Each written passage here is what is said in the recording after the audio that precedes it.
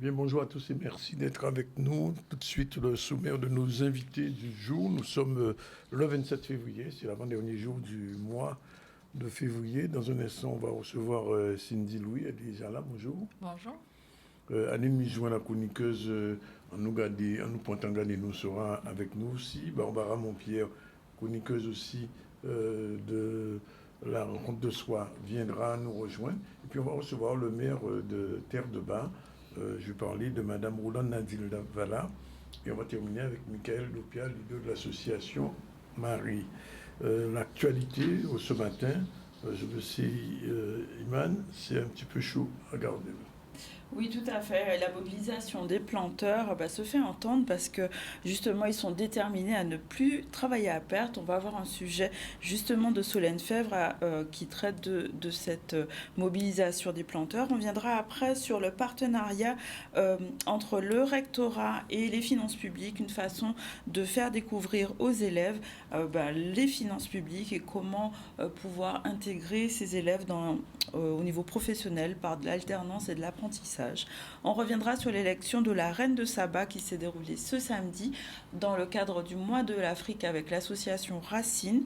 Et il s'agira de parler de nettoyage de la plage du Souffleur à Port-Louis, donc une opération qui a été menée ce week-end. On va démarrer justement par la mobilisation des planteurs, donc planteurs de canne à l'usine Gardel aujourd'hui. Ils sont déterminés à ne plus travailler à perte et ils ont décidé de bloquer l'usine Gardel à 4 jours de la campagne, de l'ouverture de la campagne sucrière. On va voir un reportage de Solène Fèvre. C'est une mobilisation qui a commencé, c'est pas d'aujourd'hui, depuis tantôt, mais qui a pris de l'ampleur l'an dernier par rapport, bien sûr, au revenu de l'agriculteur.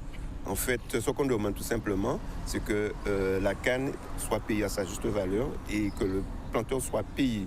Il n'est pas normal qu'on puisse travailler et que finalement c'est toujours l'usinier qui gagne, ce sont les autres qui gagnent et le planteur c'est la vache à lait. Et donc l'idée, ou encore la revendication, c'est qu'on puisse gagner normalement nos produits. Nous avons 2 audits, 2 cabinets d'expertise qui ont calculé notre coût de production à 130 €.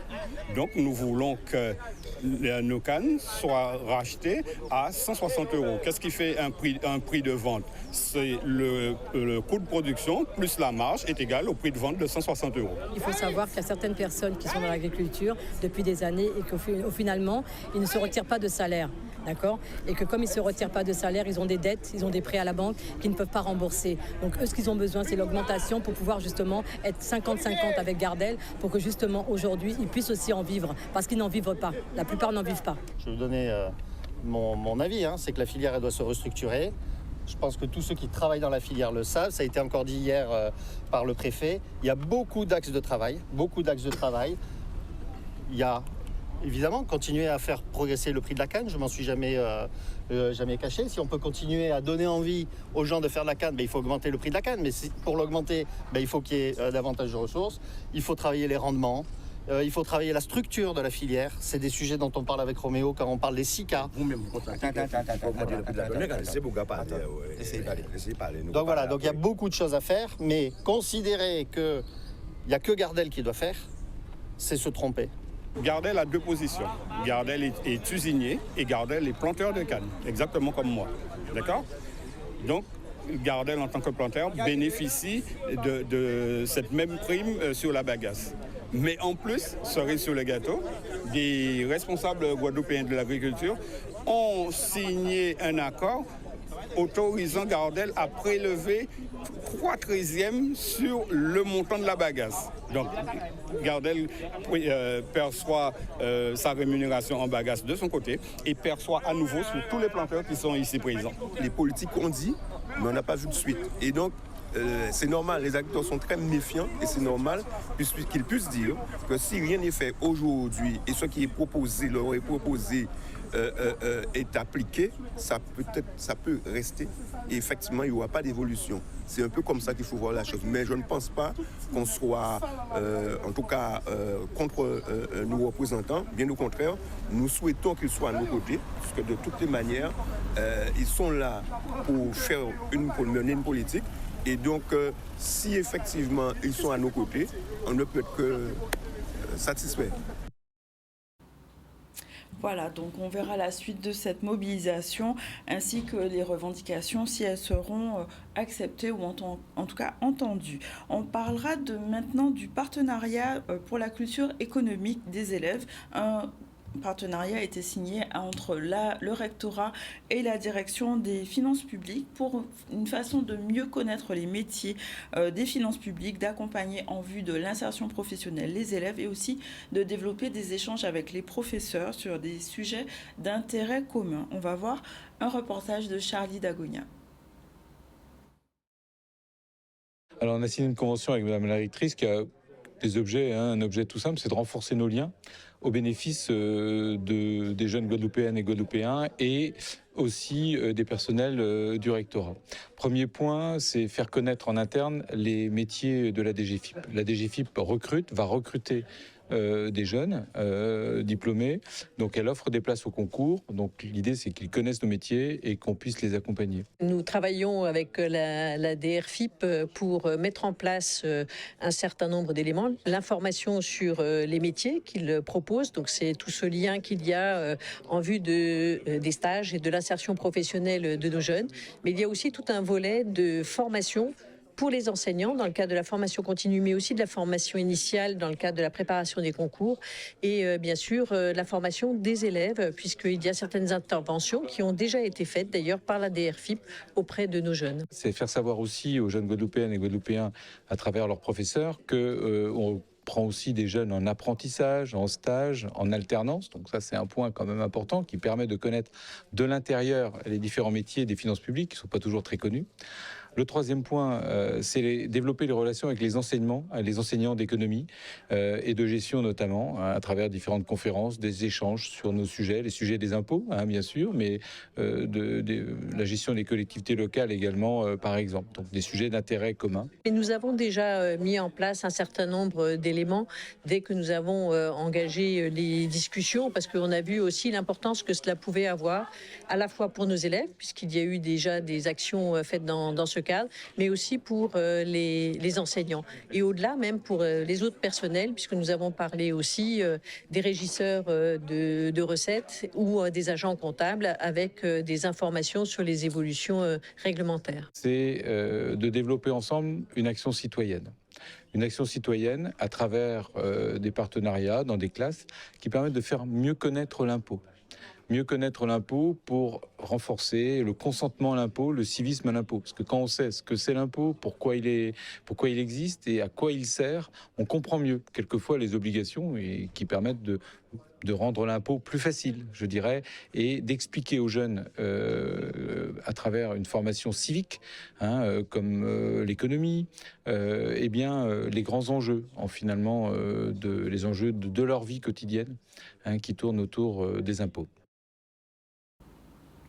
Voilà, il est 12h37. Je vous l'ai dit, on va recevoir Cindy Louis, qui est praticienne de massage, et puis on va parler avec elle de sport santé. Bonjour Cindy, merci d'être au retour. Elle m'a dit ça fait 4 ans que je ne t'ai pas vu. C'est ça, exactement. J'étais passée il y a 4 ans. Oui. Et depuis, qu'est-ce qui a beaucoup bougé ? Depuis, il y a pas mal de choses qui ont bougé. Maintenant, on parlera de sport-thérapie et on parlera de sport-santé. En fait, c'est tout un concept. Il faut parler aussi bien du sport, de l'alimentation, de la santé. Et sport-thérapie, en fait, c'est via le sport, comment faire pour pouvoir être en meilleure santé. Et cela passe par l'activité physique adaptée pour les personnes à pathologie, à affection de longue durée, pour les seniors qui ont... On voit dans nos sociétés qu'il y a de plus en plus de diabète, d'hypertension, d'obésité. Et d'AVC, totalement, maladies cardiovasculaires. Donc, comment faire pour adapter le sport à ce type de public ? Ça va être aussi sport-thérapie ça va être du massage. Donc là, on était en amont, on va passer en aval. Comment faire pour relaxer, drainer, soulager, anti-stress. Et donc là, on va passer par le massage. C'est tout un concept. Et sport-thérapie, c'est aussi du sauvetage aquatique pour différents publics. Donc c'est un volet assez large. Et sport-thérapie a toujours sa petite partie gestion des entreprises et des TPE en tant que consultante. Et voilà, en gros, c'est ça. Alors, on va essayer de prendre les choses les unes après les autres. Par exemple, le sport pour la santé. C'est le sport en général ou bien une catégorie de sport à pratiquer pour rester en bonne santé? Alors, il y a tellement de choses à dire sur le sujet. On dira les préconisations, par exemple, pour cette année 2024, on est en année de Jeux olympiques. Oui. C'est au minimum 30 minutes d'activité physique par jour pendant une semaine. Donc, au moins 5 fois par Quelle que soit semaine. l'activité. Quelle que soit l'activité physique. Mais si on est plus dans la modération, si on est plus dans le foncier, on prend plus de temps, ça sera meilleur. Maintenant, si on fait avec plus d'intensité, il faudra en faire un petit peu moins pour pouvoir en faire peut-être 2 à 3 fois par semaine. Le secteur que je veux toucher, et on sait tous que d'ici 2030, en fait, notre département sera l'un des plus vieux, les plus âgés de France. Et on voit dans nos sociétés, et en l'occurrence la Guadeloupe, que nos personnes âgées sont malheureusement un petit peu trop sédentaires, qu'elles ne font pas assez de sport. Et l'activité physique adaptée s'adapte justement à ce type de public. Alors, ça s'adapte à tout le monde, mais aussi à ces seniors et à ces personnes qui ont subi un cancer, qui ont une hypertension. Comment faire? Et c'est là où j'interviens pour pouvoir adapter l'activité physique, parce que ce n'est pas parce qu'on est malade qu'on ne peut pas faire d'activité physique. Au contraire, c'est un des bénéfices pour rester et améliorer sa santé. Alors, l'activité physique, je ne sais pas si on en a parlé, mais au niveau alimentation, est-ce qu'il y a aussi des règles à respecter? Parce que quand même, je suis obligé de le dire, je vois autour de moi de plus en plus de personnes, disons, en surpoids, on va dire, pour être gentil. Exactement. Bon, ce n'est pas mon fer de lance, ce n'est pas mon expertise, mais c'est vrai que la santé, c'est un volet holistique, global. Et si on mange bien, on dit que la santé est dans l'assiette. Oui, oui. Il faut déjà se faire plaisir en mangeant, mais il faut manger bien. Et ici, en Guadeloupe, on a tout ce qu'il faut. On a nos agriculteurs, on a tout notre jardin local et il faut valoriser ça. Et quand on apporte les bons nutriments, il ne faut pas manger trop gras, trop salé, trop sucré. Il ne faut pas manger trop, on a tendance à manger trop épicé. Toutes ces petites règles, si on les met vraiment en pratique, permettent à ce que notre alimentation et notre santé nous aident à être meilleurs au quotidien, en fin de compte. C'est ça. Alors, la partie massage. Alors, ça, c'est... On a vu en amont du sport, quelqu'un, par exemple, qui va faire, je sais pas moi, 5 km tous les matins, enfin, etc. Arriver à la maison, il faudrait absolument qu'il y ait un massage qui suive pour retrouver un petit peu la forme. Alors, ça aide, effectivement.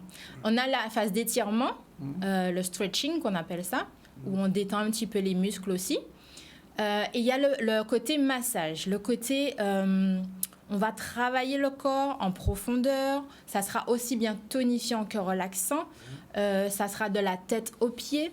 Le massage que je préconise, c'est le massage suédois, le massage sportif de récupération et tonifiant.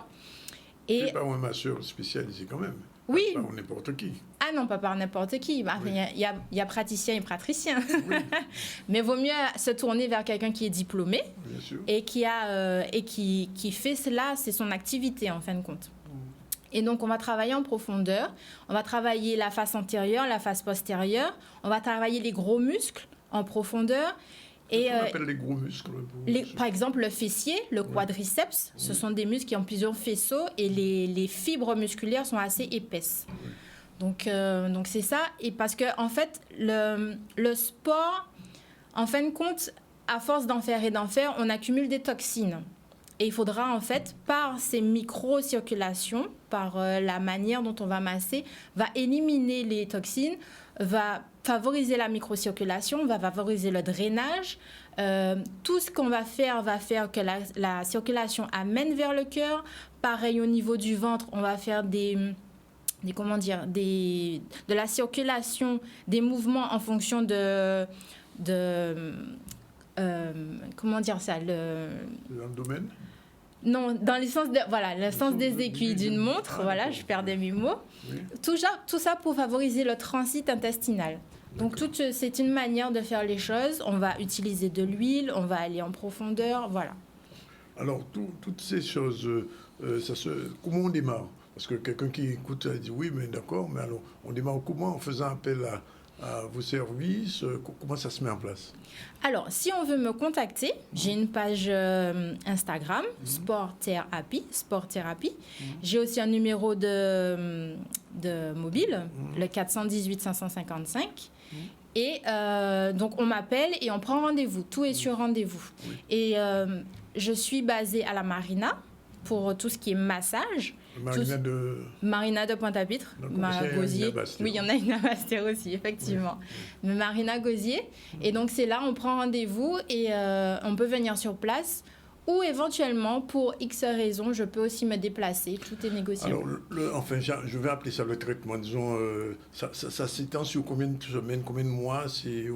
Ça a vie, comment c'est? Non, ça dépend du besoin. Ça dépend de la personne. Si c'est une personne lambda qui a juste envie de découvrir, ça sera un massage. Si elle voit que ça lui fait du bien, par exemple, j'ai un nœud au dos, j'ai besoin de débloquer, elle viendra me voir. Maintenant, si c'est quelqu'un qui fait du sport régulièrement et qui souhaite avoir un suivi, on va préconiser, par exemple, une séance par mois. Ça dépend. Si on a des douleurs, ça dépend de... Tout est adaptable en fonction du public, en fait. On commence par une consultation, en fait. Oui, il faut savoir, est-ce que la personne a des douleurs? Est-ce qu'elle n'a pas eu d'opération chirurgicale d'ici moins de 3 mois? Est-ce qu'elle n'est pas allergique à ci ou ça? Il faudra un petit questionnaire et en fonction, on va adapter les soins. Oui, d'accord. Et donc, ce genre de traitement, je ne sais pas comment... ce genre de traitement, comment on peut qualifier Moi, je dirais... C'est une thérapie. C'est une thérapie. Au Canada, on appelle ça la massothérapie. La massothérapie. Oui, c'est une thérapie, c'est un soin, c'est une séance de bien-être, en fait. C'est une séance de récupération.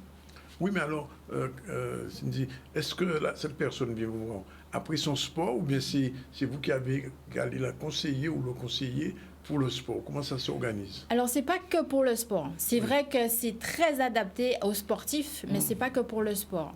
J'ai récemment eu quelqu'un, une mère de famille, qui avait besoin de se détendre. Elle avait un nœud, elle était fatiguée, elle avait mal au dos. Elle est venue prendre une séance. D'accord. Et après, c'est guéri? Après, elle avait du soulagement. Oui, elle a bien dormi après. Donc, il y a des mains magiques. Donc, voilà. Oui. Après, ça peut être... si vous souhaitez avoir un suivi, comme je le disais précédemment, vous venez faire appel à moi. Et à ce moment-là, on met un suivi en place. Une personne, par exemple, qui fait une chute, ça arrive, des hommes, des femmes qui glissent sur le parquet, dans l'escalier. Qu'est-ce qu'on leur propose à ce moment-là? Alors, on ne va pas faire le massage sur des parties douloureuses. Il faudra attendre qu'elles se rétablissent. C'est pas préconisé du tout de faire des massages sur des parties douloureuses. Oui. Tout ce qui est hématome et tout, on va éviter, on va attendre. Et après, on ira dans le réconfort et dans le bien-être. D'accord. Bon, et donc tout ça, ça se fait après contact et après... Oui, tout se passe par téléphone ou par WhatsApp. Toutes les on ne fait pas le massage au téléphone. Bien sûr que non, bien sûr que non. Rassurez-moi, non. Non, c'est du physique. C'est du physique, bon. Écoutez, on a pris toutes les précautions qu'il faut, toutes les informations. Iman a une question à poser, je crois. Oui, c'était quoi? Non, après, est-ce qu'il y a des techniques particulières pour les seniors, par exemple? Alors, pour les seniors, je dirais que ce sont les mêmes techniques, mais la pression ne sera pas la même. Je ne vais pas exercer la même pression, par exemple, sur une femme enceinte que sur un senior, que sur un sportif. Ça dépendra de la corpulence. Si la personne a un gros tissu musculaire, ça ne sera pas pareil que la personne âgée. Donc, tout est adaptable. Moi, c'est mon fer de lance, l'adaptation. En fonction du public qu'on a, on adapte les techniques. Et puis, il y a certaines choses qui ne seront pas préconisées aussi. Mais tout est fait pour pouvoir être mieux dans les articulations et se sentir mieux aussi dans les muscles. En fait, la personne âgée, au fil des années, son tissu musculaire va s'atrophier. Et le but vraiment, par rapport à l'activité physique et le massage, c'est de pouvoir garder ces fibres musculaires le plus longtemps possible pour ne pas être trop grabataire, de ne pas être en fauteuil roulant, ne pas être en canne, être le plus autonome possible. C'est ça le but vraiment. Et du coup, quand j'ai vu sauveteuse aquatique, est-ce que vous associez la mer justement dans les massages ? Alors, pas encore, parce que en France, tout est très, très réglementé. Donc, je suis en apprentissage sur certains domaines supplémentaires pour avoir tout le bagage nécessaire. Mais effectivement, la mer est un outil thérapeutique inimaginable. Il y a beaucoup de gens qui partent à l'étranger pour se faire des cures de thalasso. J'ai envie de dire qu'ici, on a tout. On a tout ce qu'il faut. On a l'argile, on a les eaux chaudes, on a la mer, on a la nature, on a vraiment tout ce qu'il faut. Il faut bien tout associer pour pouvoir avoir une bonne hygiène de vie et pouvoir se sentir mieux dans son corps et vivre le mieux le plus longtemps possible. Alors, il y a quelqu'un qui me demande, quelle différence il y a entre la massothérapie et le kiné ? Alors le kiné, ça sera dans la réadaptation, la rééducation. La massothérapie, je dirais même que la différence est plus entre l'activité physique et la massothérapie. Maintenant, l'activité physique, oui, c'est ça. Et la massothérapie, c'est le soin au corps, hein, directement. C'est drainer, faire du bien, c'est pétrir, c'est effleurer, c'est toutes ces techniques qu'on va mettre en place sur le corps. C'est pas pareil. Je dirais plus activité physique et rééducation, c'est un champ différent. La kinésithérapie, etc. Et le massage, c'est encore un autre champ. Ce sont deux champs différents. Les massages se font avec ou sans produit ? Alors, celui que je fais, le suédois, le sportif, c'est avec de l'huile.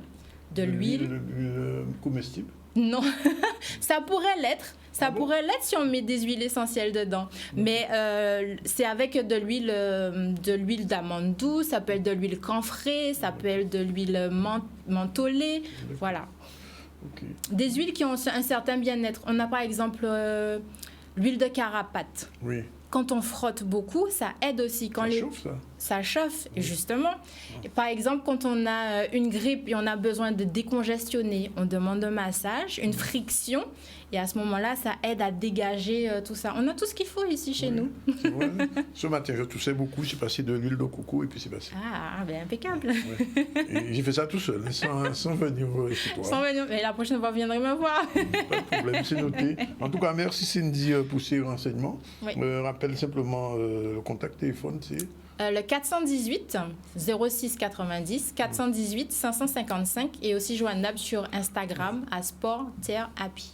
Voilà, c'est dit, 12h51. On prend la première pause et on se retrouve tout à l'heure avec Aline Mijoin. On va parler d'optique et de vue, de lunetterie. Et c'est aussi important que le massage, parce que si on ne voit pas, on ne peut même pas aller chez le masseur. Tout à fait. À tout de suite.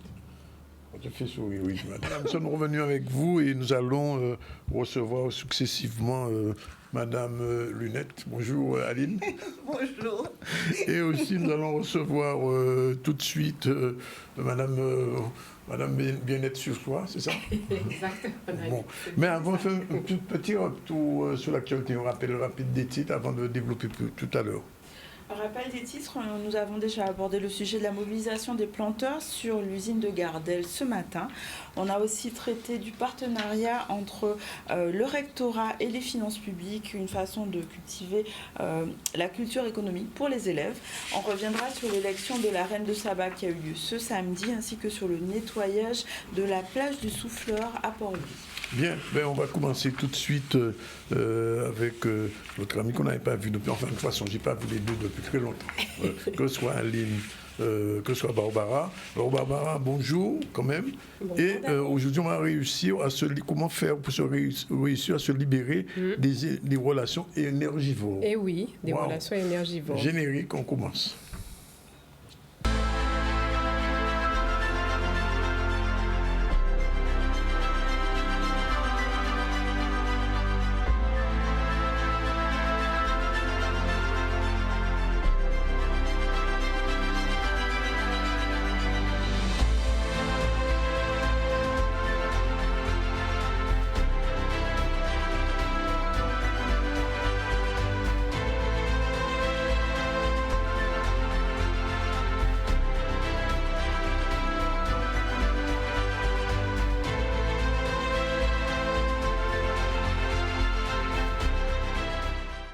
Donc, Barbara, rebonjour. Mais alors, au début de l'année, tu disais qu'il fallait un petit peu faire place nette, enlever les choses négatives de 2024.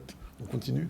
C'est ça, de 2023 pour mieux entrer dans 2024. On entre en 2024. Alors, et très heureuse de vous retrouver. C'est vrai que ça fait déjà pas mal de temps. C'est vrai. Mais c'était en même temps le temps nécessaire pour que chacun puisse faire place nette. Hein, on peut dire ça comme absolument. Ça. Et c'est vrai que j'avais annoncé les différents sujets. Hein, comment faire place nette, comment faire ce fameux nettoyage, en commençant par le nettoyage émotionnel, mais qui est important puisque au fil de l'année, des mois écoulés, eh bien, on a ce fameux corps émotionnel qui va prendre des charges, des fois trop lourdes, et il est important de prendre ce temps pour justement prendre son pouls émotionnel, et puis pouvoir aussi vider cette charge émotionnelle à travers ça. Et j'avais parlé de faire place nette sur tout le reste. Donc, à la fois sur soi, voilà, réfléchir, faire la fameuse introspection. Hein.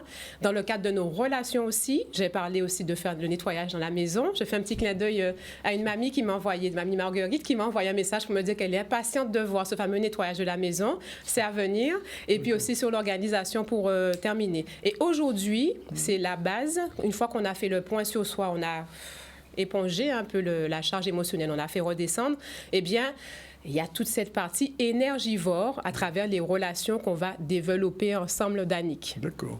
Alors, qu'est-ce qu'on appelle relation énergivore quand même? C'est ce qu'on va voir tout de suite en définition. Donc, relation énergivore. Déjà, si on part tout de suite sur la relation en elle-même, hein, c'est quoi? Eh bien, tout simplement, donc en s'appuyant sur le Larousse, c'est ce qui consomme beaucoup d'énergie. On va parler d'un véhicule énergivore, ou plus familièrement, en fait, quelque chose qui nous fait perdre de l'énergie. Le stress, par exemple, est justement énergivore. D'accord? Donc, en allant plus loin sur psychologie.com, on va parler de relations vampiriques. Oui. Ça arrive qu'on puisse se sentir vampirisé. Eh bien, c'est quoi? On connaît ça par rapport au degré d'épuisement qu'elles engendrent.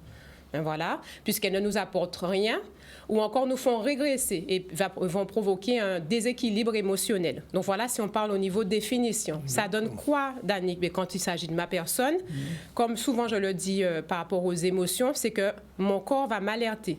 Mon corps va m'alerter d'un dysfonctionnement, va m'alerter et me dire... Il y a quelque chose qui ne va pas. Encore faut-il être attentif, n'est-ce pas? Donc, c'est aussi une alerte quand on va parler de relations énergivores. Donc, on l'a vu dans la définition. Mais comment je suis attentif à moi-même, Danick? Ça te parle? Oui, j'imagine qu'on doit tout surveiller et être en vert partout, ne pas être en rouge. Petit clin d'œil à la tenue. Hein? Voilà. C'est pas un hasard. Non, il n'y a pas de hasard. Le vert, comme je le disais, j'avais dit ça une fois lors d'une chronique, et puis certains spécialistes reprendront. Hein. On est souvent amené à mettre des couleurs. Je me suis rendu compte en m'habillant ce matin que j'ai mis du vert, j'étais habillée en vert hier. Eh bien, qu'est-ce que le vert m'inspire? L'évasion, la nature, le bien-être. Eh bien, c'est dans ce mood-là que je suis aujourd'hui et que je communique avec vous aujourd'hui avec grand plaisir.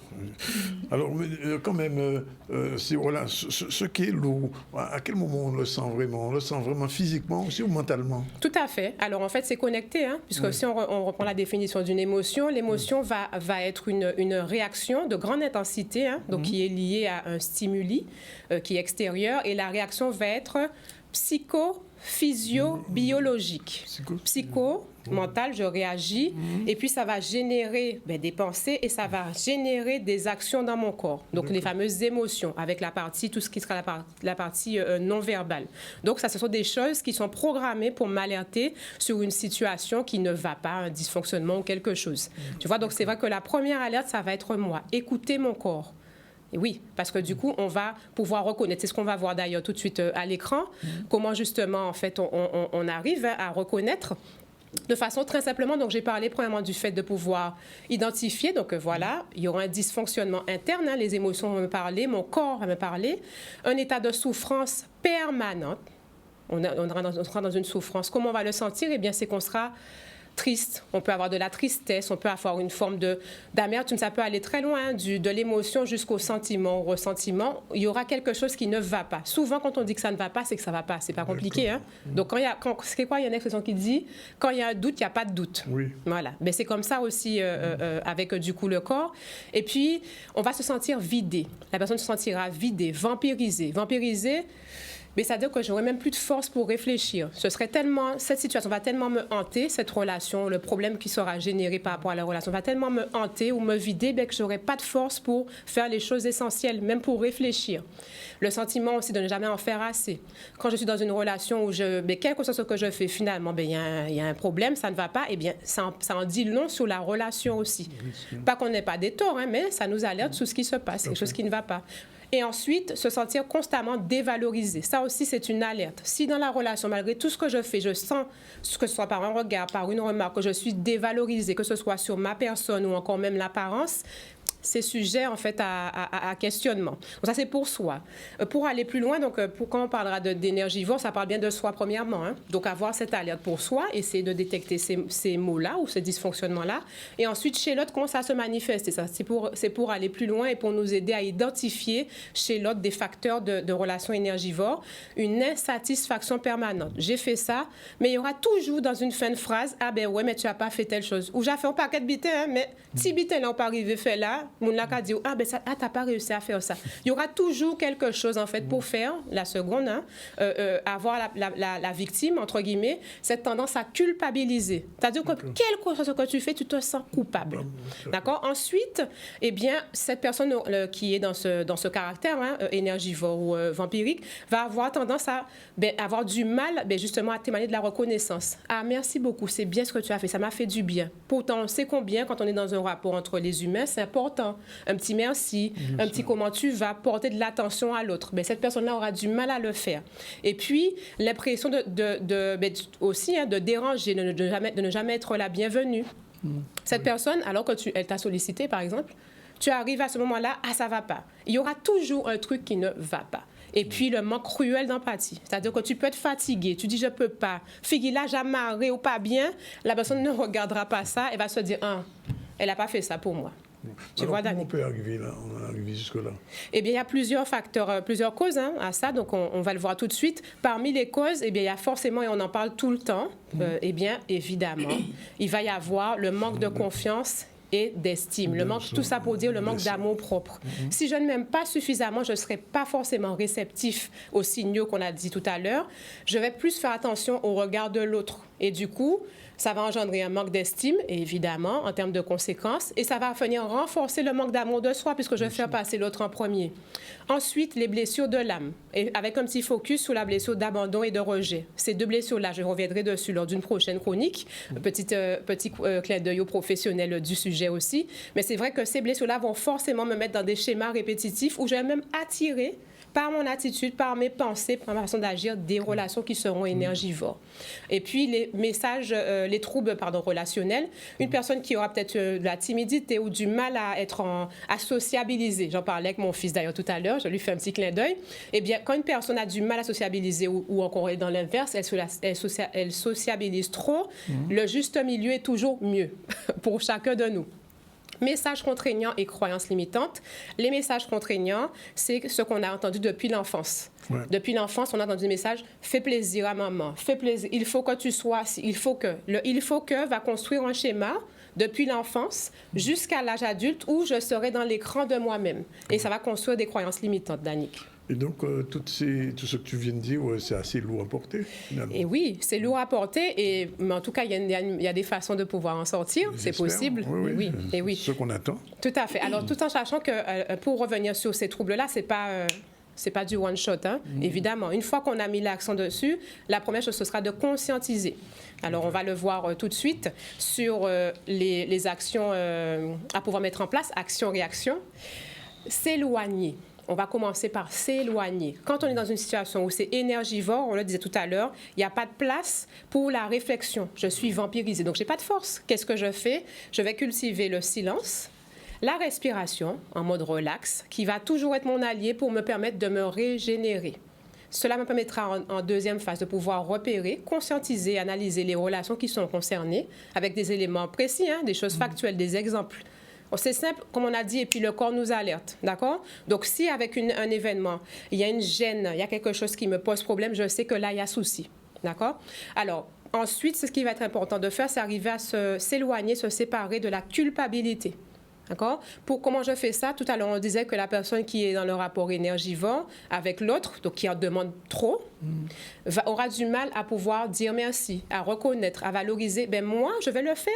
Je vais être en mode autosatisfaction, autocongratulation. Ben, j'ai pas réussi à faire telle chose, mais pourtant, j'ai réussi à aller la voir, à faire les courses. Dans n'importe quelle relation, je prends un temps pour pouvoir dire, ben, hey, j'ai quand même fait tout ça. Hein? Donc, il y a une chose que j'ai pas réussi, mais tout le reste, j'ai pu faire. Ça m'aidera à prendre plus de recul pour, eh bien, évidemment, continuer à me concentrer, me recentrer sur moi au quotidien. Parce que quand on est vidé de son énergie, évidemment, il faut se recentrer sur soi. Quand je me recentre sur moi, eh bien, Danick, je peux mieux aussi identifier et poser mes limites. Tu vois, cette fameuse question de limite qui est centrale. Tout à fait. Puisque quand je pose mes limites à l'autre, eh bien, j'aime bien dire ça, hein, plus je dis des non aux autres, plus je me dis des oui à moi.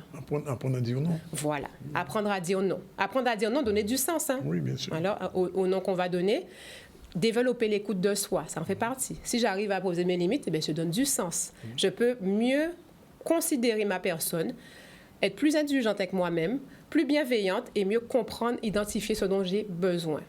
Et puis, cela me permettra enfin de faire plus de choses pour moi, de me faire du bien et de cultiver des actions au quotidien pour me faire du bien, plaisir encore et toujours. Mais alors, comment on peut se libérer des relations énergivores? Alors, ben justement, donc là, comme je te disais, pour déjà arriver à s'en libérer, en résumé, hein, je vais déjà prendre un temps de silence et me retirer. C'est important de s'éloigner dans une première phase. Alors, s'éloigner, c'est pas évident. Hein? Si tu te dis, tu as telle programmation, dans la programmation, tu as peut-être 1 heure pour toi, eh bien, c'est d'arriver peut-être, dans un premier temps, à identifier les actions que je peux différer. Si j'ai donné plein de oui, j'ai distribué des oui à tort et à travers, eh bien, je vais reprendre les oui en donnant du sens à l'autre. Pourquoi? Parce qu'il faut que j'ai ce temps pour m'éloigner, pour pouvoir analyser, repérer là où ça ne va pas. D'accord? Une fois qu'on a déjà fait ça, c'est une première phase.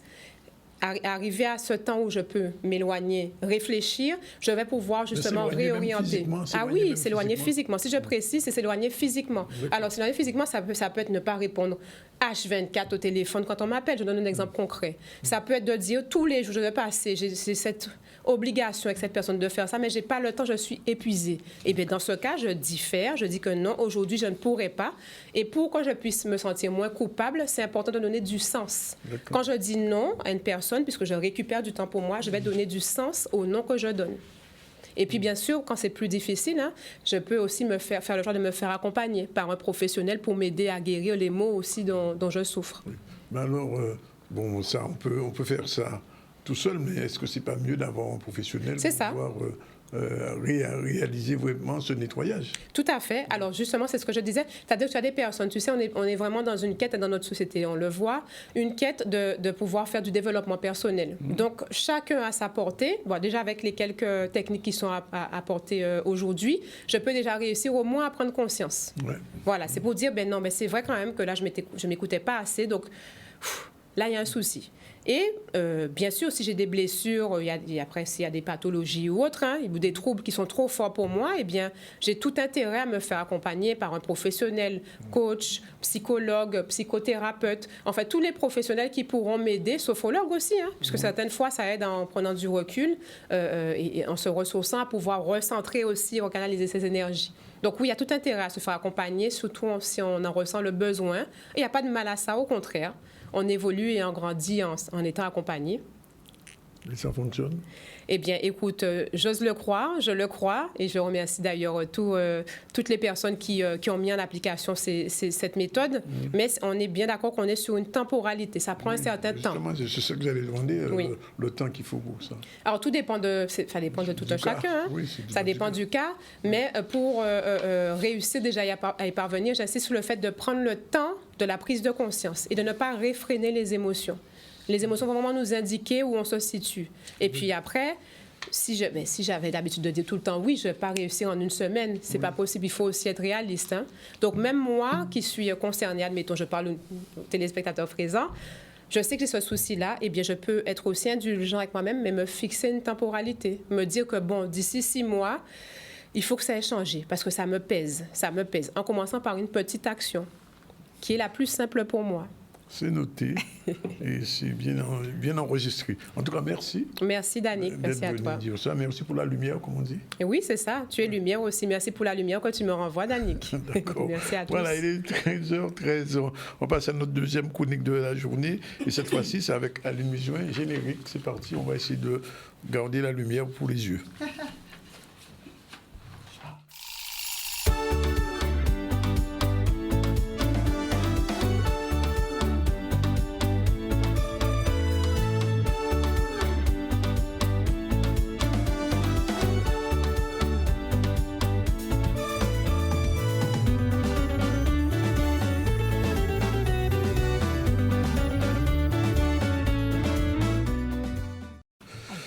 Voilà, ben, il est, je vous l'ai dit, 13h14 et on retrouve avec plaisir Aline. Elle n'était pas perdue. Ah non, pas du tout. On ne la voyait pas, mais elle était là. Totalement. Justement. Et on n'a pas eu besoin de crier. Oui. Donc on va faire une prise de mesure et lunettes. Alors qu'est-ce que c'est exactement ça? Prise de mesure et lunettes. Moi, on vient avec 1 mètre pour... Alors c'est vrai que l'opticien, quand il travaille au niveau, donc, quand on doit réaliser des verres et des montures, il est important pour nous de prendre des mesures précises de manière à pouvoir garantir un confort visuel. Ah d'accord, il faut vraiment mesurer l'écart entre les yeux, entre le... Voilà. Bon, absolument. Bon, alors, donc, et il y a un clip monture, on va le voir, je ne sais pas s'il est prêt, oui, on le balance. Voilà.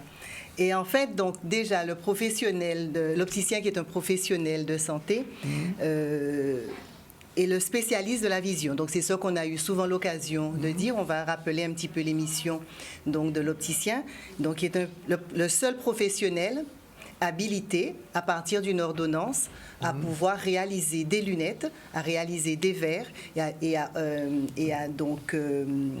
livrer des lentilles de contact. Et donc, c'est particulièrement important. Oui. Et quelles sont les missions réelles de l'opticienne? Parce que je dis ça pourquoi? Parce que je suis obligé de le dire, quelquefois dans la rue, on voit des gens qui vendent des lunettes, et puis comme c'est pas cher, on prend une paire de lunettes, on met, c'est pas adapté. C'est vrai, c'est vrai. C'est pour ça que c'est important de rappeler, c'est important de rappeler le rôle même de l'opticien, qui est un professionnel de santé. Donc l'opticien, déjà, quand il va vous recevoir, comme je disais, donc c'est le seul habilité à pouvoir réaliser des montures, quand je dis des montures de vue, des verres correcteurs, à vous délivrer des verres correcteurs, à vous délivrer des lentilles. C'est aussi celui qui va prendre le temps de vous écouter, qui va prendre le temps de connaître vos besoins, de découvrir vos besoins de manière réelle, de manière à pouvoir vous proposer et vous conseiller sur les meilleurs produits, les produits les plus adaptés, et vous aider, vous guider dans votre décision, dans le choix même de vos lunettes. Et je peux même ajouter que c'est très vrai, hein, parce qu'avant je portais des lunettes comme ça, et puis depuis que j'ai rencontré Madame Mijoin, mes lunettes ont changé. Vous avez un autre rapport à la lunette. J'ai un autre rapport avec les lunettes. Voilà. Quelquefois, par hasard, mes lunettes sont la même couleur que ma chemise. C'est un pur hasard. Et je m'en réjouis parce que c'est vrai que j'ai envie de dire qu'à chaque porteur correspond une paire de lunettes, à chaque porteur, à chaque activité correspond un verre. Et c'est pour ça que c'est de plus en plus important aujourd'hui de se faire conseiller, de prendre le temps. Et ça, j'insiste énormément dessus. C'est vrai que moi, j'ai déjà un petit background. Ça veut dire que ça fait à peu près plus de 30 ans que je suis opticienne. Et c'est vrai qu'il y a 30 ans de ça, choisir une paire de lunettes, le choix n'était pas aussi important qu'il existe aujourd'hui. Pareil, en matière de verre, nous avions en matière de progressif un verre à proposer, qui était un verre progressif, et il fallait que tout le monde s'adapte à ce type de verre. Aujourd'hui, quand nous prenons le temps de recevoir nos clients, quand nous prenons le temps de les écouter, nous arrivons à borner en fait leurs besoins, à connaître leurs activités et à pouvoir proposer des verres adaptés. Par exemple, je prends l'exemple, si j'ai un informaticien, les besoins qu'il va m'exprimer ne seront pas les mêmes que celui que va exprimer, par exemple, quelqu'un qui va conduire un camion et qui sera amené peut-être à être quotidiennement sur la route, à devoir affronter le soleil, à devoir avoir un champ beaucoup plus dynamique en termes de vision, alors que celui qui sera au niveau de l'informatique va demander d'avoir une vision de près beaucoup plus performante, avoir des protections contre la fameuse lumière bleue qu'on a sur les écrans, etc. Et je dirais même quand on regarde nos étudiants du temps libre, c'est-à-dire nos jeunes retraités, eh bien, on se rend compte que les activités dans une même journée peuvent être très différentes. Elles sont multiples. Voilà, elles sont multiples, elles sont diverses. Et là encore, quand ce jeune retraité, le matin, il fait son jardin, l'après-midi, il est sous son ordinateur pour pouvoir préparer une AG ou autre chose, eh bien, là encore, il faut des verres spécifiques qui permettent de balayer toutes ces activités et qui permettent de lui donner du confort visuel. Et donc, pour cela, il va falloir évaluer, mesurer et apprécier de manière à pouvoir donner la meilleure acuité visuelle et booster en tout cas les capacités visuelles.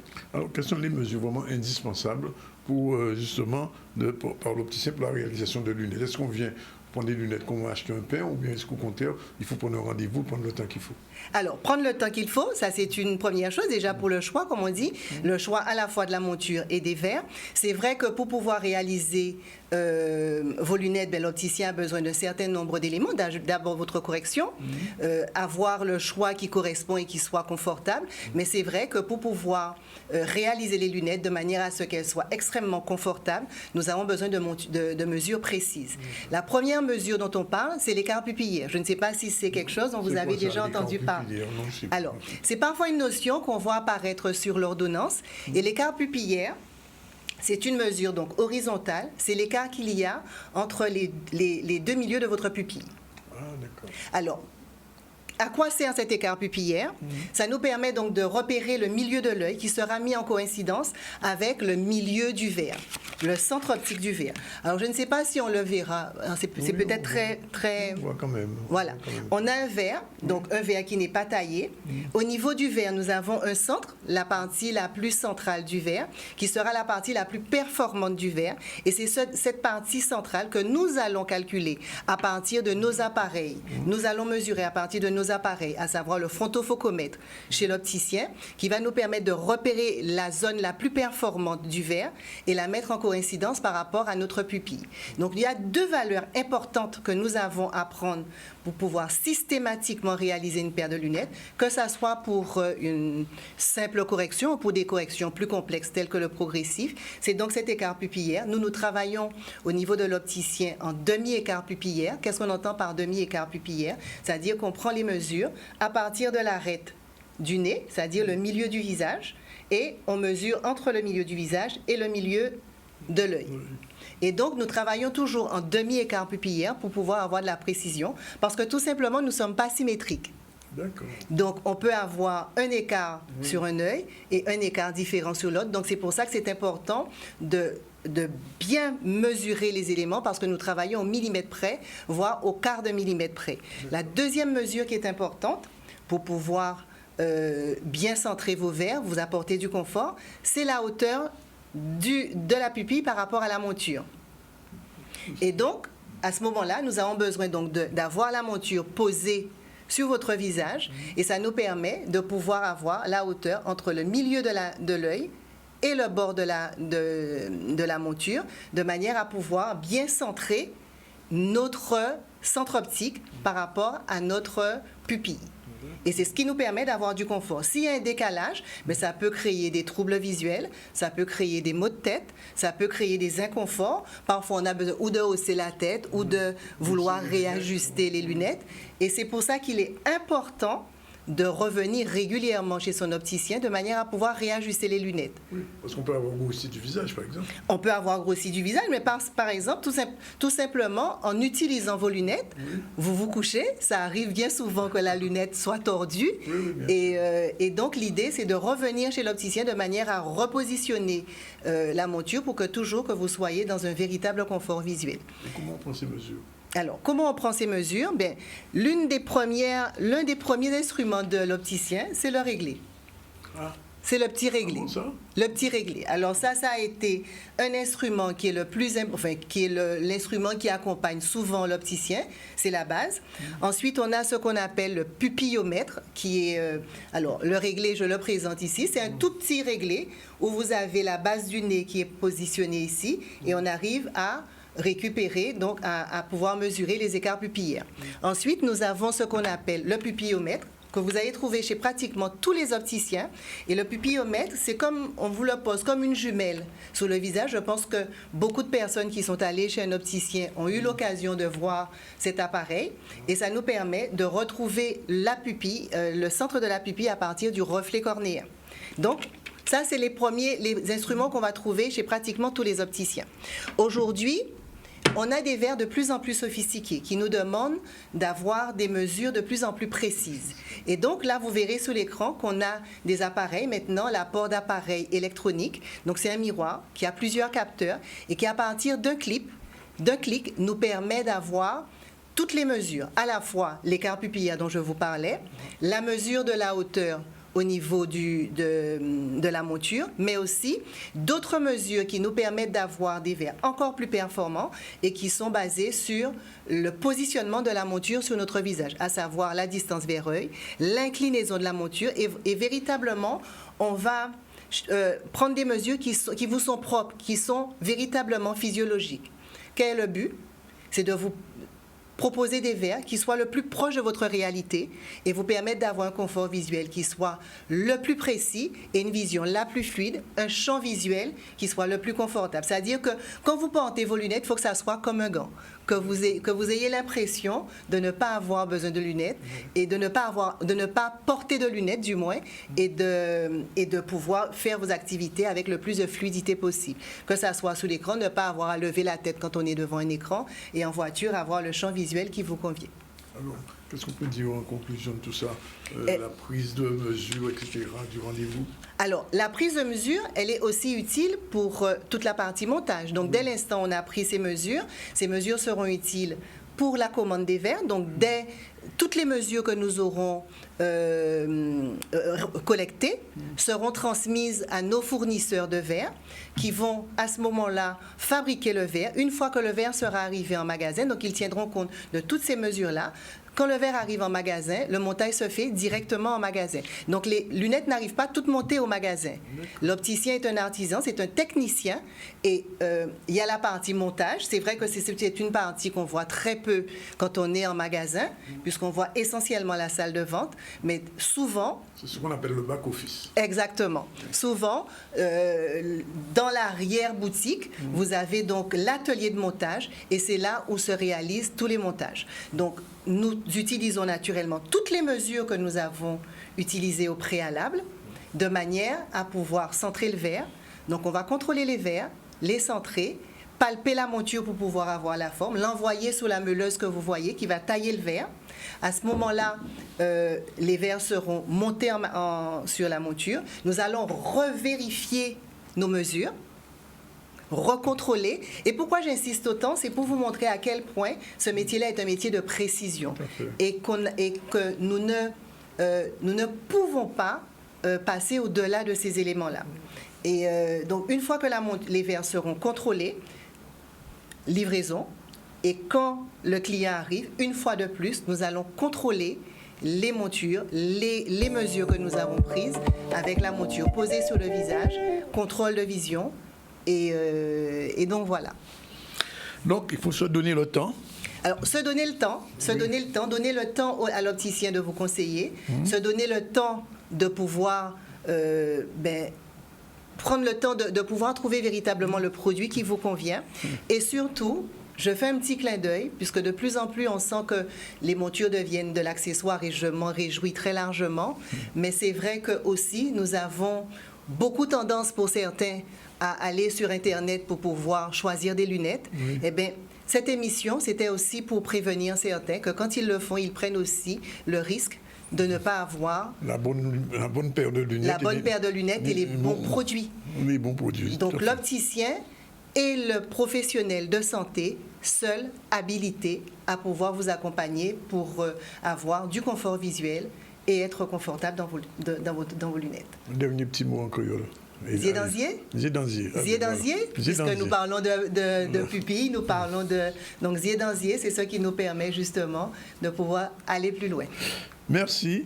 Rendez-vous dans quelque temps Et avec plaisir, on te revoit. Merci. Et j'espère que si vous avez raté le début de cette émission très importante au niveau de la visite chez l'opticien et son rôle en tant que professionnel, allez sur le Facebook de l'émission de Canal 10 et revoyez un petit peu ce que vous disiez tout à l'heure.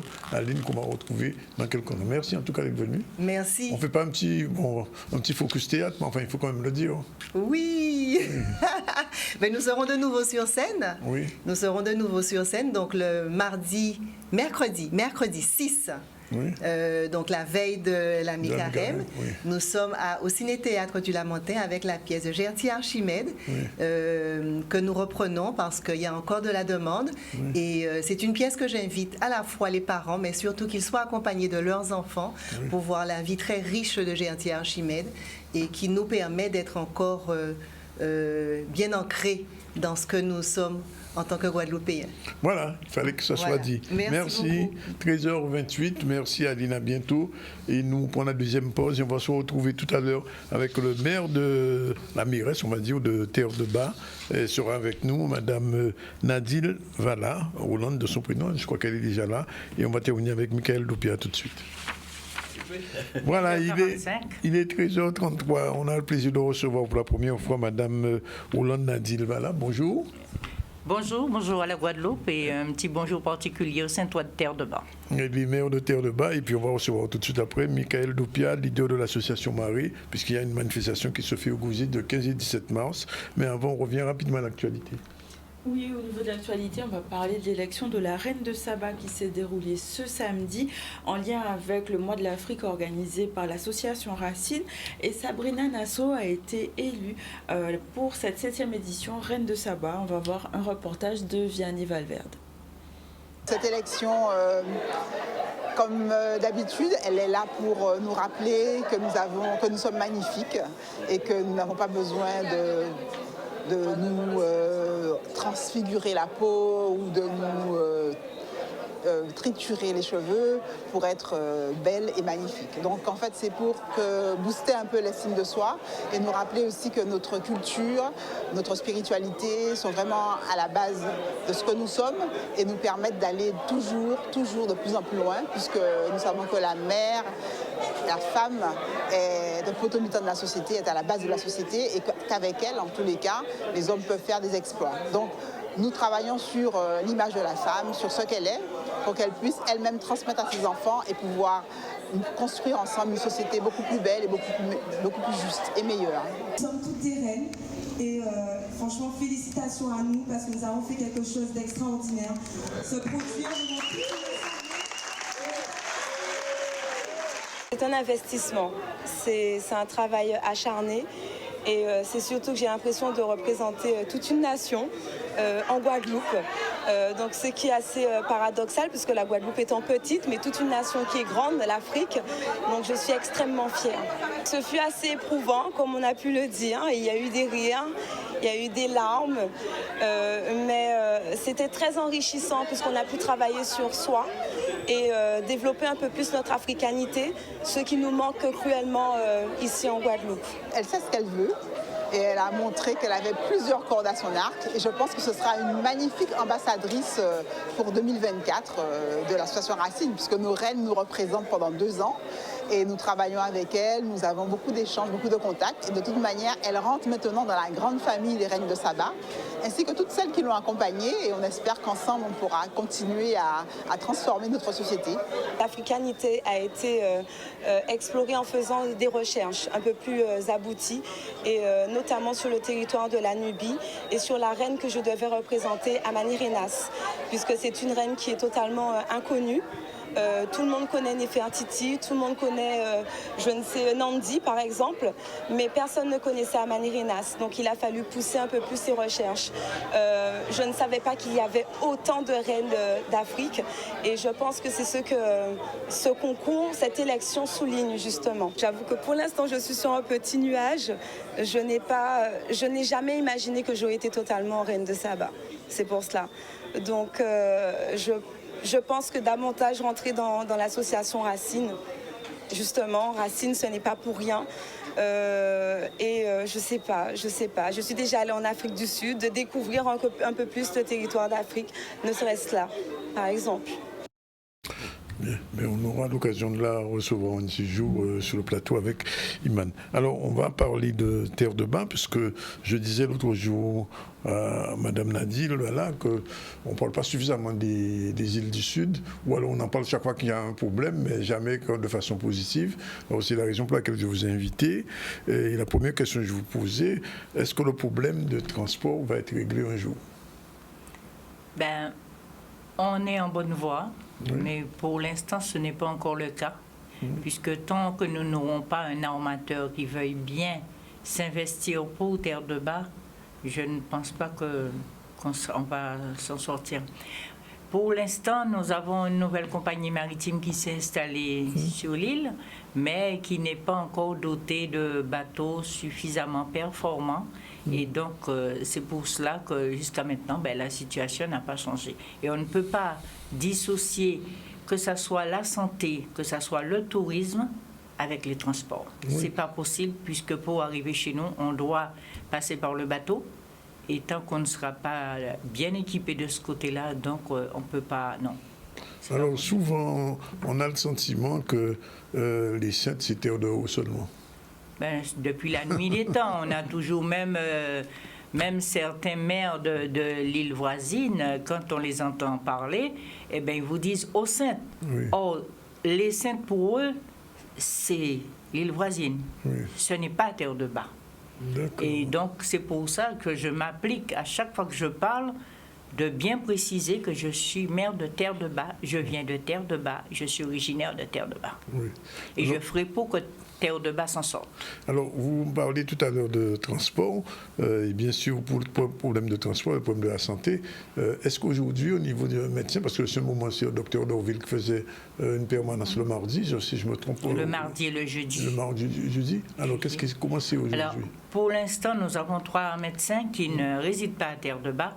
Il n'y a toujours pas de médecins qui résident. Non, et qui pratiquent à Terre de Bas. Nous avons le docteur Lévy-Lobe qui est là le lundi, qui réside à Terre de Haut, mais qui est là le lundi.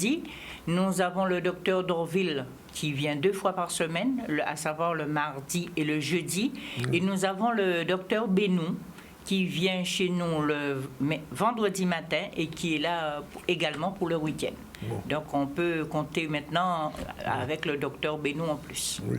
Et au niveau de la pharmacie?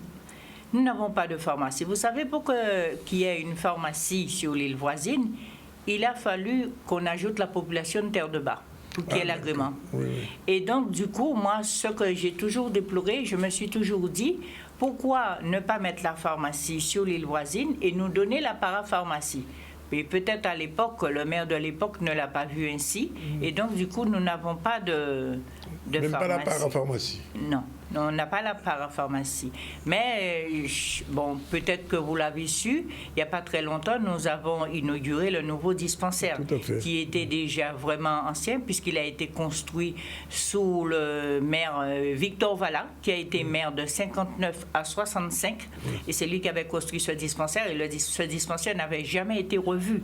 Et donc, là, maintenant, c'est grâce au docteur Bénou, que je remercie, c'est lui qui a dit, je suis d'accord à m'installer à Terre de Bas, mais il faut que ce dispensaire soit revu. Et le département, le conseil départemental et également l'ARS ont tout fait, ils ont mis les grands moyens et maintenant on a un dispensaire vraiment bien équipé et donc tous les médecins, moi je fais appel à tous ceux qui voudraient bien venir, ne serait-ce qu'assurer une permanence par mois à Terre de Bas pour qu'on ait des soins adéquats, ne serait-ce que les premiers soins. Alors, du point de vue de l'attractivité touristique, qu'est-ce que Terre de Bas offre? Alors, je vous pose la question, moi, Sud-Bastien, je connais, mais il y a des gens qui nous regardent un peu partout dans le monde aujourd'hui, qui entendent parler des Saintes en pensant qu'il n'y a qu'au Terre de Haut. À Terre de Bas, qu'est-ce qui fait qu'on a envie de venir à Terre de Bas? Bien, déjà, je vous dirais, Terre de Bas, dès notre élection, dans l'équipe municipale, nous avons tout misé sur l'environnement. Oui. Puisque nous avons des sentiers de randonnée, nous sommes sur une île qui est peut-être un petit territoire, mais il fallait qu'on fasse tout pour que Terre de Bas soit attractif, Terre de Bas soit accueillant. Parce que, je ne sais pas si vous vous souvenez de ça, quand on arrivait à Terre de Bas, on avait tout de suite, la première vue, c'était une décharge à ciel ouvert. Voilà.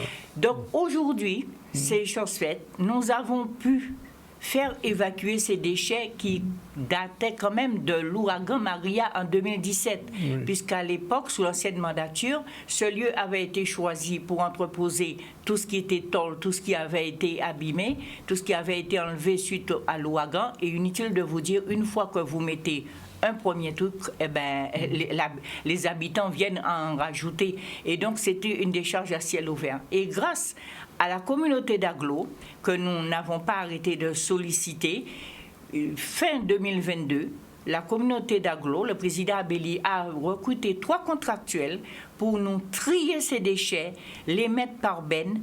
Et quand même, c'est pas mal de bennes de 30 mètres cubes qui ont pu partir. Et je remercie encore le président Abelli parce qu'autrement, on n'aurait pas pu. Et nos services techniques également ont prêté main forte puisque c'était trois contractuels qui n'avaient pas l'habitude de travailler à l'environnement et qu'on devait quand même guider. Donc, c'est chose faite. Ça a disparu. On n'a plus cette décharge une fois qu'on arrive à Terre-de-Bas. D'autre part, nous avons fait évacuer des pneus usagés qui remontaient à 12 ans. 12 ans et ça a été payé par TDA, Traitement des déchets automobiles, et que je remercie également. Donc, on a pu faire partir en 2 fois. Les 2 premières bennes de 30 mètres cubes ont été payées par TDA et ensuite, c'est la communauté d'agglo qui a fait de gros efforts et qui nous a payé l'autre évacuation de 2 autres bennes de 30 mètres cubes. D'autre part, décembre 2023, nous avons pu faire partir une barge pleine de VHU, des véhicules hors d'usage. Et je peux vous dire, il en reste, parce qu'il y a toujours des réfractaires. Il y en a qui ne veulent jamais se débarrasser de leur saleté. Mais je fais confiance à la police de l'environnement de la communauté d'agglo, qui m'aidera en ce sens pour que ces réfractaires fassent partir leurs vieux véhicules. Mais à ce moment-là, ils vont payer. Ce ne sera pas gratuit. Alors, vous savez que la communauté d'agglo est en train de s'organiser au niveau touristique, puisqu'ils ont créé, il y a une présidente qui est venue ici il y a quelques semaines. Et donc, comment Terre-de-Bas va s'inscrire dans ce développement touristique? Eh bien, lors de l'organisation, j'y étais, je fais partie d'ailleurs, il a été décidé que pour la Guadeloupe, proprement dit, ce seraient des bureaux ouverts. Et Terre-de-Bas et Terre-de-Haut auront des bureaux, mais avec une présence humaine. Donc, depuis mon élection également, je me bats pour qu'on ait un bureau d'information touristique. Parce que j'ai toujours dit au président Abelli, il est hors de question qu'un touriste en arrivant à Terre-de-Bas retourne à Trois-Rivières ou à Terre-de-Haut pour aller chercher l'information dont il a besoin. Donc, je me suis toujours battue pour cela. Et maintenant, je dis que maintenant que la communauté d'agglo a son office de tourisme, eh bien, ça devrait voir le jour, surtout que nous mettons à disposition un local que nous avions avant la loi Notré, puisque nous avions un office de tourisme, et que j'ai fait rénover avec nos fonds propres. J'ai tout fait pour que ça soit accueillant. On a mis des garde-corps, puisque nos jeunes avaient pris l'habitude de garer leur scooter sous la galerie, à cet endroit. Et bien maintenant, c'est un local très accueillant et le moment venu, ça ne saurait tarder, puisqu'on est en train déjà de faire la démarche pour avoir ce qu'il faut pour mettre dedans et recruter pour pouvoir avoir un bureau d'information touristique. Et j'ai même eu l'occasion de le dire parce que j'ai trouvé que ça tardait. Si ce n'est pas fait au niveau de la communauté d'agglo, j'aurai un bureau d'information communal. Communal, carrément. Oui, alors, du point de vue de l'attractivité, alors, quelqu'un qui vient à Terre-de-Bas qui ne connaît pas peut se baigner où? Alors, nous venons parce que nous avons à Grand-Anse, nous avons la plage de Grand-Anse qui est envahie de sargasses. On nettoie comme on peut avec nos moyens. Quand il n'y a pas d'échouage massif, la plage est accessible, sauf que quand il y a des sargasses, on ne peut pas y aller. Mais par contre, à Grand-Anse, nous avons Grand B, que vous venez de montrer tout à l'heure, et nous venons de refaire entièrement les escaliers et les garde-corps, parce que c'était très abîmé, ça risquait de causer des accidents. On vient de le faire avec nos fonds propres. Mais on a fait pour que ça soit accessible aux baigneurs et même aux plaisanciers qui se mettent à cet endroit, puisque assez souvent, il y a pas mal de voiliers qui sont là. Et quand il y a une houle sur l'île voisine, quand il y a des vagues submersion, mais il faut que vous sachiez que tous les voiliers qui étaient ancrés de l'autre côté viennent de ce côté-là. À Petit-Anse, nous avons la plage de Petit-Anse, qui est aménagée, qui peut recevoir pas mal de baigneurs. Et nous avons également la plage de Lançado. Par contre, à Lançado, j'ai un petit souci. Et un petit souci qui vient de la Guadeloupe proprement dite, puisque le camping sauvage est interdit chez nous. Et malheureusement pour moi, ces gens-là arrivent sur l'île, passent la journée à se promener avec un sac au dos, et dès que vous voyez un touriste sac au dos, eh bien, le soir, sur le coup de 10 heures du soir, ils vont camper à Lançado. Ça aussi, ça va être réglementé? J'y veillerai. Je vais revenir avec vous tout à l'heure. Je donne la parole à Michael Loupia parce qu'il a une manifestation annoncée du 15 au 17. Ça s'appelle Marée.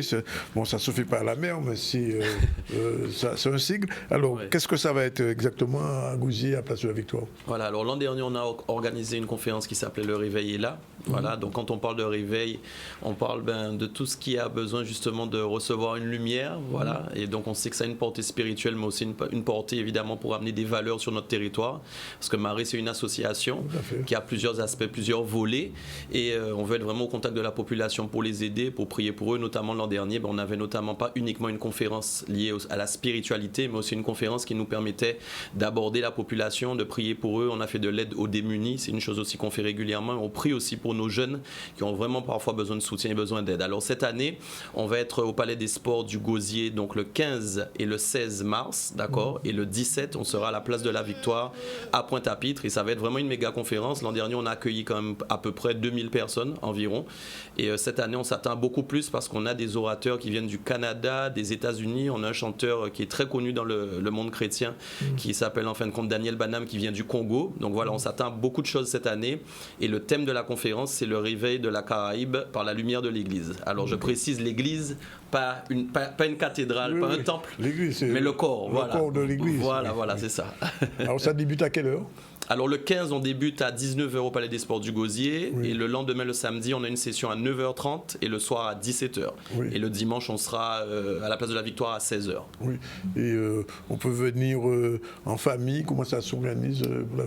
Tout le monde peut venir, les plus jeunes et les plus anciens sont acceptés. Tout le monde est accepté, tout le monde sera les bienvenus, parce que je crois qu'il va y avoir vraiment une parole de réconfort pour quelqu'un. Et je précise, ce n'est pas l'aspect religieux qui nous intéresse, mais c'est vraiment pourquoi le mot lumière est très important, parce que je crois que la Guadeloupe, c'est une île, c'est un phare qui doit briller dans la Caraïbe, et dans cette décennie de 2020 à 2030, je crois vraiment qu'il va se passer beaucoup de choses. Il y a des choses qui ont déjà débuté et ça va s'amplifier.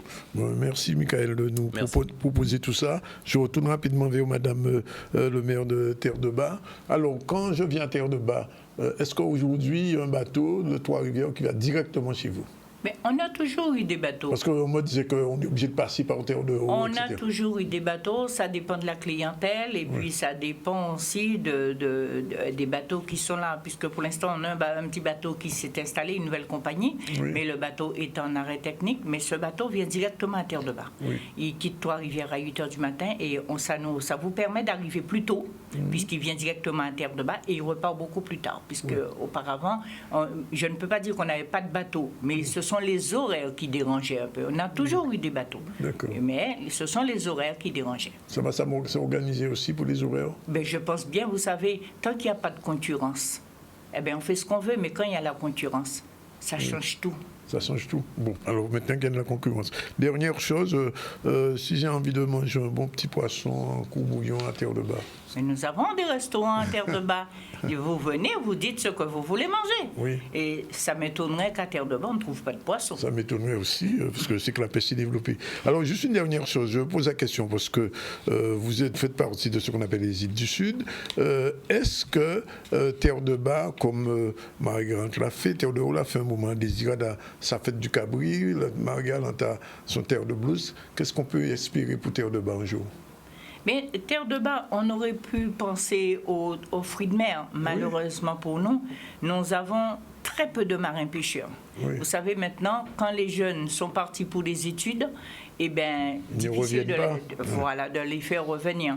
Mais nous avons, par exemple, une association de marins-pêcheurs qui maintenant, pour l'instant, est basée à Terre-de-Haut. Mais nous pensons reprendre la fête de la pêche.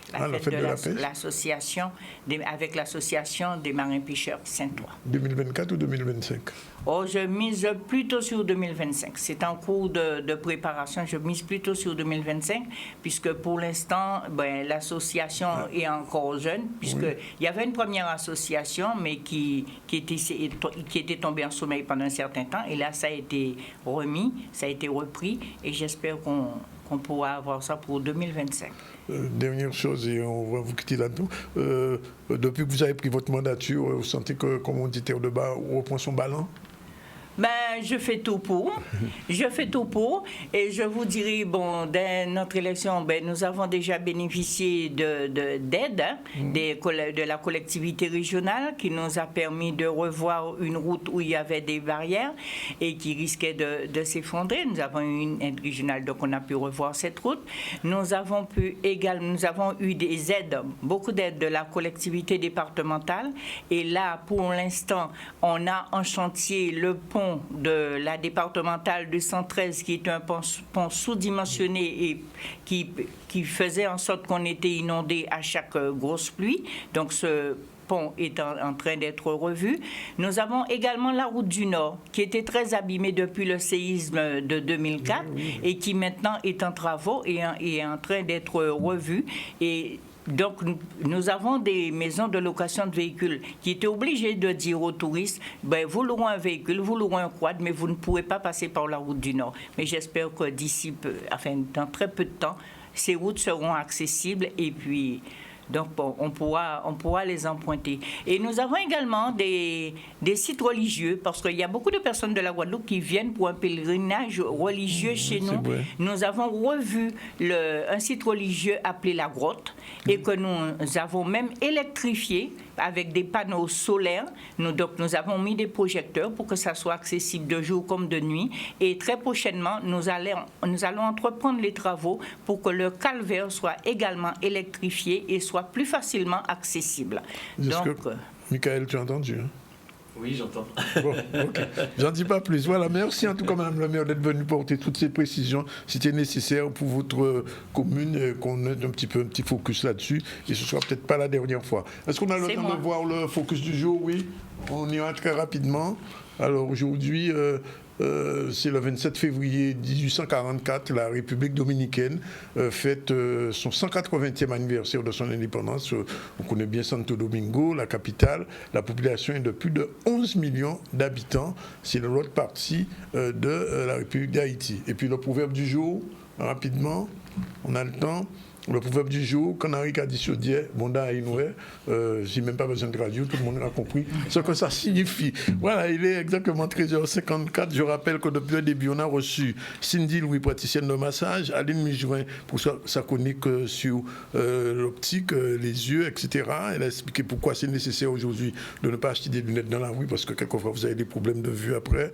Barbara Montpierre est venue tout à l'heure nous parler de comment se débarrasser des influences énergivores qui vous font dépenser beaucoup d'énergie et quelquefois sans porter de résultats. Et puis on termine avec Madame Roulande Nandi Levala qui est maire de Terre-de-Bas qu'on a eu plaisir à accueillir.